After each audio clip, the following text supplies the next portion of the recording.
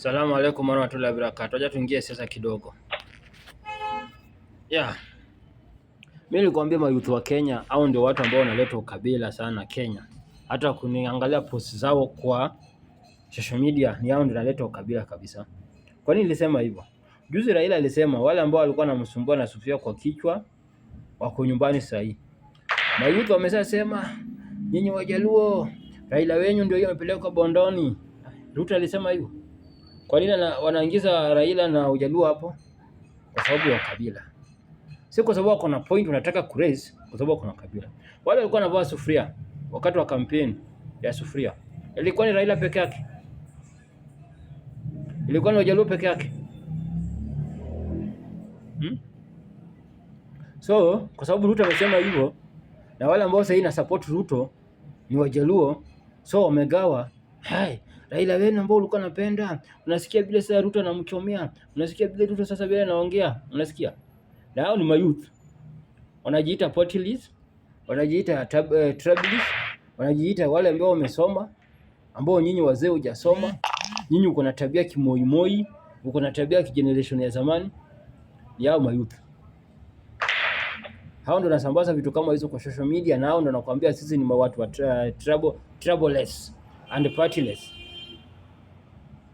Hii kitu mimi narudia kila siku. Ni youth wa Kenya. Hakuna wale wajinga kama youth ya Kenya. Ni watu wa reason kabisa. Ni watu ambao wamezaliwa na wazazi wetu wamezeeka. Ama youth. Unaniget? Sasa hiyo kitu Ruto amezoea kusema kila siku. Na Ruto amesema hiyo kitu mara nyingi sana. Na sisi wenyewe tumezoea hiyo mambo yake kusema mara nyingi. So, attention zao wanataka, yani kwa sababu sasa amesema hivyo, nyinyi Wajaluo kasaini na Ruto toke kwa serikali. Wote tukani kwa serikali hivyo bwana. Hii serikali wajaka sisi tunatoka wakati tumechoka nayo. Au wakati hatutaki. Au wakati leaders zetu wamesema tutoke. Sasa hivi hajasema. Ikifika wakati watasema tutoke, tutatoka. Hata nyinyi wenyewe hautotuambia tutoke. Bila tuliingia ndio tutatoka. Na hivyo ndio tunaingianga kwa kila serikali, na hivyo ndio tunatokanga kwa kila serikali. Si nyinyi mnatuambianga tutoke. Bila sisi tunaingia kwa serikali na bila sisi tunatokanga kwa serikali, si ndio tunajua. Na hakuna siku ambao utatuoji hiyo. Hiyo ni mambo yetu. Hiyo ni mambo yetu. Nyinyi wachane nayo. So, hii mambo ya Ruto kusema wale ambao walikuwa wanasumbua kwa sufuria amepeleka wako Bondo. Yes. Ulikuwa unasema ana address Raila. Sawa, Raila amekuwa ameweka sufuria kwa kichwa. Tuna support hiyo. Amekuwa ameenda Bondo. Kioi ambayo ni alikuanga SG wa Jubilee. Hakuwa sufuria kwa kichwa. Ako serikali. Ako kwa street. Ako home. Akina Sifuna na Babu Owino ambao sasa unapiga nao kelele. Hawakuwa wanavaa sufuria kwa kichwa.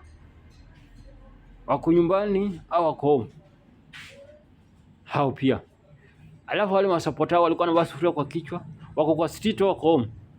So unajua nyinyi majenzi ambao nyinyi unasema ni troubleless nini na vitu unapost hapa ni vitu ya ukabila, vitu ya kuchochea jamii nyingine, vitu ya kutukana jamii nyingine, vitu ya kutukana leaders zingine kutoka jamii. Nyinyi ni useless. Tafuteni kitu utafanya. Tafuteni kitu ufanye.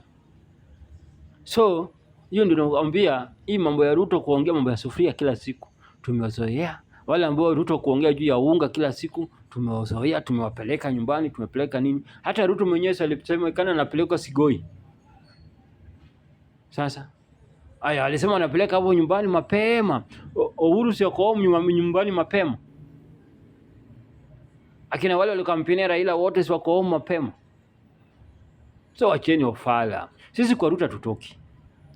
Unajua ndoa unapigwanga hapo, unalala njaa, unatokana na hapo, lakini kwa hiyo ndoa utoki. Hautoki. Sisi hatutoki kwa hii ndoa.